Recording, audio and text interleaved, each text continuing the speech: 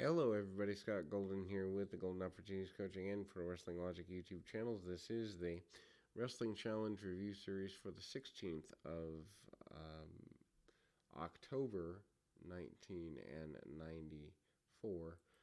We've done a foray into a good bit of these, and we'll probably finish up October. Well, we'll finish up October tonight. We may even finish up the year within the next couple of days. Into 1995. I think there's 16 or 18 of those. And we'll probably go on to, I don't know yet, maybe Mania or another WWF show, or maybe going back forward into something else. Anyway, um, British Bulldog against Barry Hardy. Bulldog still a babyface here. Kind of wandering around a little bit and trying to get things going for himself. Doesn't have a major feud. Although does end up doing a babyface feud with Shawn Michaels a little bit. Bulldog looks to be in some pretty good shape and manages to get a really quick victory over Barry Hardy, who is a regular enhancement talent at the time with a power slam and getting him into uh, the run there. King Kong Bundy against a guy by the name of Miguel. Not exactly a lot of details about this new enhancement talent. Bundy doing the 5 count thing like he would do in both World Class and Mid South in the 80s. Bundy with a bunch of punches, kicks, and hits the big splash in the corner, and then the big splash under normal circumstances pulls the man up once the 5 count. And Ted DiBiase is happy with his investment in his 400 plus pound monster, otherwise known as King Kong Bundy.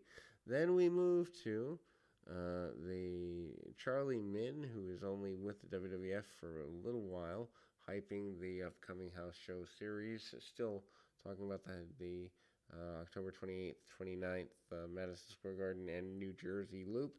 They kind of do the Northeast as the mainstays here.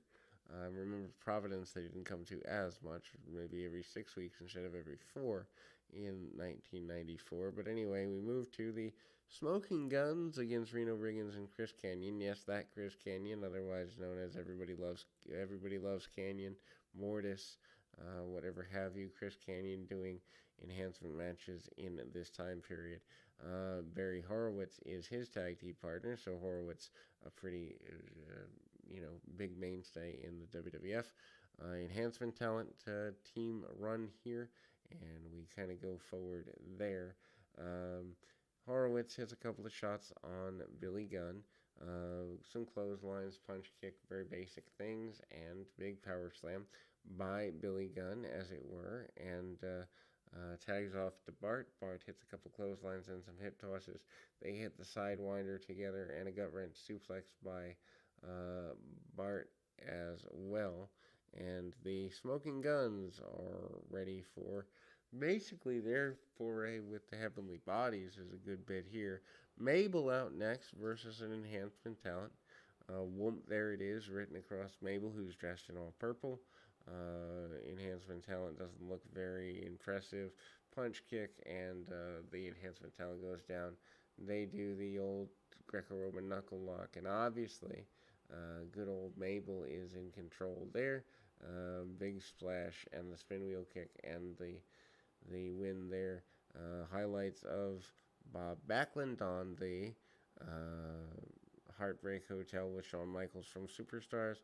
Bret Hart in an interview says that Backlund had his chance and his run with the title, so he deserves. So he denies Backlund's challenge, which is having been done in July. They kind of build that.